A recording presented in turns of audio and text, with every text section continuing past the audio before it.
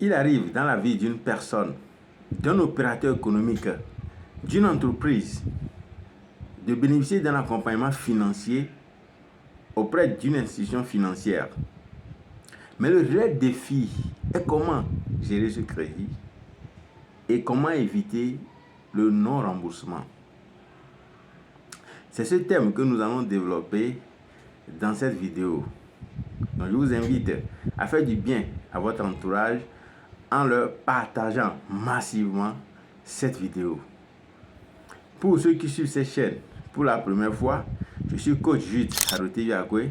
Je suis coach en développement intégral. Je suis membre de l'ordre des coachs en développement intégral. Sur cette chaîne, nous parlons du coaching intégral et de comment utiliser le coaching pour gagner sa vie. Donc, comment bien gérer son crédit et éviter le non-remboursement. Nous allons voir 10 règles d'or qui nous permettront de mieux comprendre ces questions. Première règle, ne jamais prendre du crédit plus que nécessaire. Autrement dit, ne jamais aller au-delà du montant dont notre activité a besoin. Pourquoi? Parce que quand vous prenez du crédit et ça dépasse ce dont vous avez besoin, vous risquez de dépenser le surplus dans des futilités, dans des choses qui ne vont pas vous générer assez de revenus.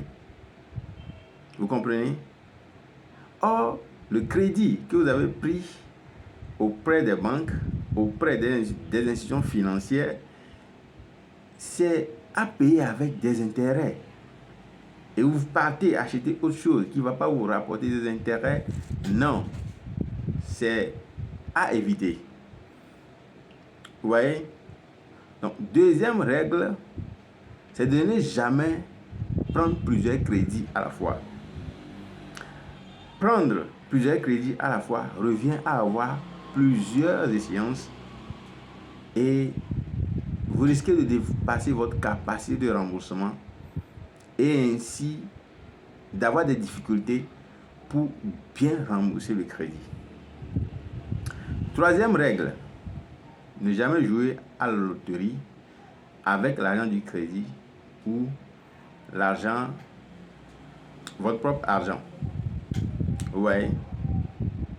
Parce que le risque lié au hasard est très grand. Vous voyez un peu? Ensuite, ne jamais remettre l'argent du crédit ou votre propre argent à un marabout ou à un pasteur multiplicateur, soi-disant que ce dernier va multiplier votre argent pour vous. Non. Vous risquez de vous faire voler. Vous risquez de perdre de l'argent. Ensuite, ne jamais affecter l'argent du crédit à une activité dont vous n'avez pas la maîtrise. Parce que quand vous ne maîtrisez pas une activité, vous ne maîtrisez pas le cycle de l'activité. Et vous risquez de perdre de l'argent à cause de la non-maîtrise de cette activité. Parce qu'il y a des contraintes dans chaque activité.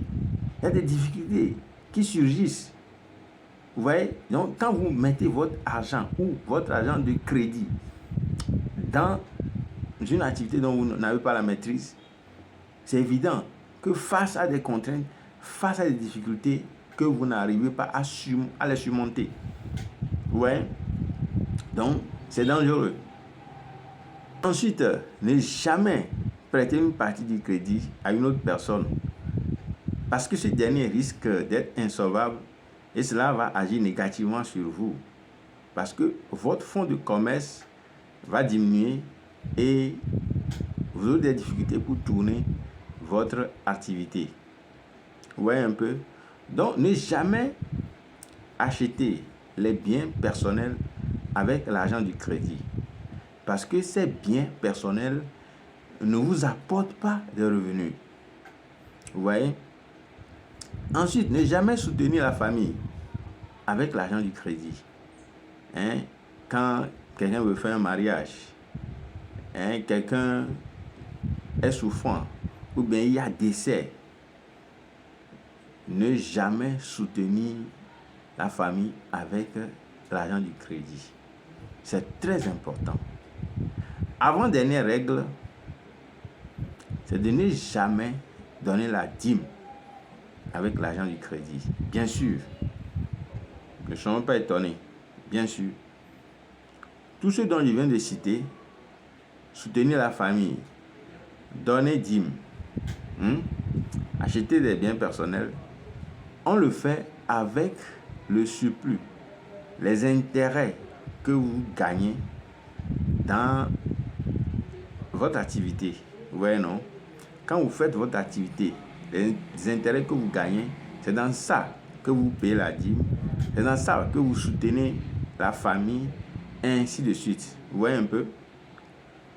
Donc, dernière règle dont je vais vous partager, qui est également important, ne jamais oublier que le crédit sera remboursé. Oui, effectivement, parce qu'il y en a, des fois, tu penses qu'ils ont oublié, qu'ils ont même contracté un prêt, qu'ils ont reçu un accompagnement financier. Non, on ne doit jamais oublier que on a emprunté de l'argent auprès de quelqu'un, auprès d'une institution. Et cet argent, c'est de l'argent collecté auprès des autres déposants. Donc, il faut que l'argent là soit là pour que quand ces déposants viennent pour retirer leur argent, qu'ils puissent les prendre, qu'ils puissent les trouver. Vous voyez un peu? Donc, on a obligation, lorsqu'on prend de l'argent auprès d'une institution financière, de tout faire pour rembourser cet argent en intégralité, de respecter les échéances. Vous voyez? Et vous-même, ça augmente votre notoriété, ça augmente votre, comment vais-je le dire, votre moralité. Vous voyez, non? Et demain, si vous avez encore besoin, l'institution sera encore derrière vous. Vous comprenez? Et c'est comme ça, dans la gestion, vous allez poursuivre avec les accompagnements financiers jusqu'à devenir autonome. Jusqu'à, peut-être, avec le temps, c'est vous qui allez accompagner les institutions financières à travers vos dépôts à terme. Vous voyez? Donc, vous devenez ceux qui prêtent du crédit maintenant aux institutions financières. Mais ça commence un peu, jusqu'à évoluer et atteindre ce niveau.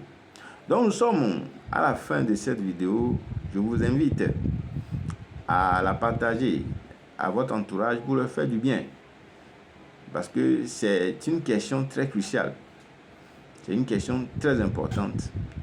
Donc, n'oubliez pas, pour vous qui n'avez pas encore abonné à cette chaîne, de vous abonner pour ne rater aucune de nos prochaines vidéos.